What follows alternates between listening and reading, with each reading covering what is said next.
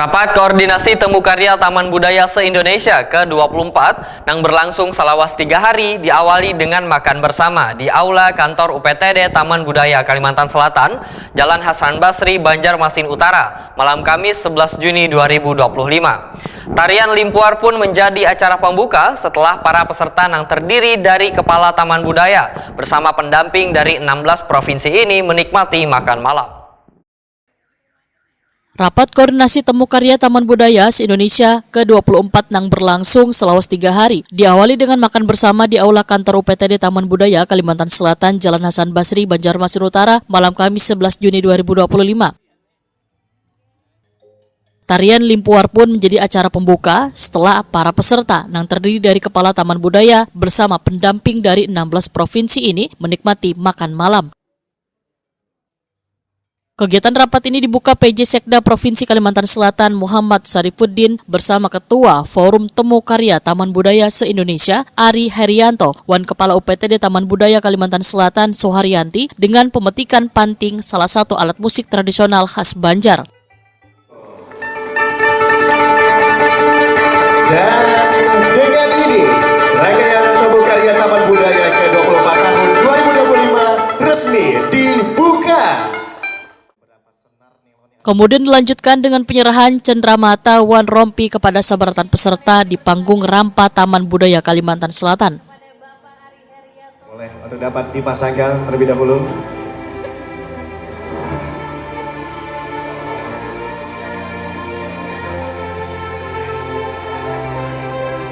Baik, dari Bapak Sekda.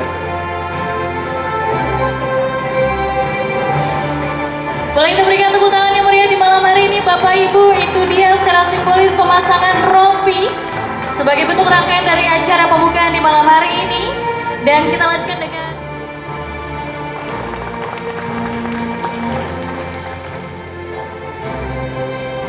dan kami juga turut mengundang untuk dapat bergabung ke atas panggung kepada seluruh Pejabat Sekda Kalimantan Selatan Muhammad Sarifuddin Waitakoni Prima TV menyatakan pemerintah Provinsi Kalimantan Selatan sangat mengapresiasi Temu Karya Taman Budaya se-Indonesia ini karena dapat menjaga kelestarian seni budaya daerah.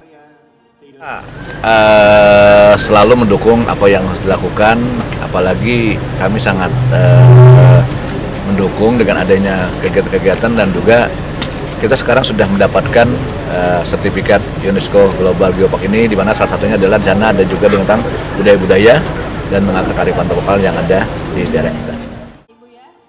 Ketua Forum Temu Karya Taman Budaya se-Indonesia Ari Herianto berharap gelaran Temu Karya Taman Budaya se-Indonesia nantinya akan memberikan peran yang sangat berarti bagi perkembangan dunia seni budaya yang ada di daerah.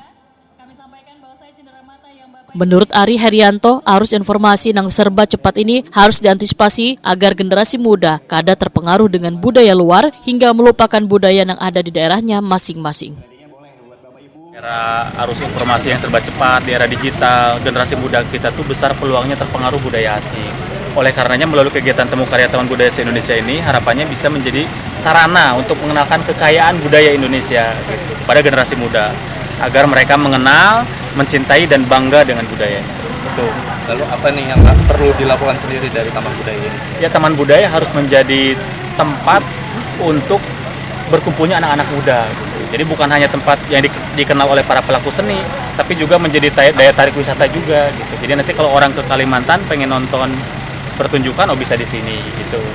Kenapa perlu menyambut generasi muda nih untuk dilibatkan dalam ini? Karena dominasi penduduk kita 60% lebih adalah terdiri dari generasi milenial, generasi Z, dan generasi Alpha. Oleh karenanya kita perlu melakukan upaya-upaya untuk mengenalkan ini kepada anak-anak muda sekarang. Kepala UPTD Taman Budaya Kalimantan Selatan Soharyanti SSN menyatakan 28 provinsi se-Indonesia menyatakan kesiapannya untuk berhadir dalam gelaran Temu Karya Taman Budaya se-Indonesia yang akan digelar pada bulan September mendatang. Namun dalam pertemuan rapat koordinasi ini hanya 16 provinsi yang berhadir, sisanya akan mengikuti melalui online. Soharyanti menambahkan peserta kada hanya bisa turut berhadir pada rapat koordinasi ini, menyatakan akan berhadir wan mengirim tim keseniannya pada gelaran Temu Karya Taman Budaya se-Indonesia pada bulan September 2025 nanti.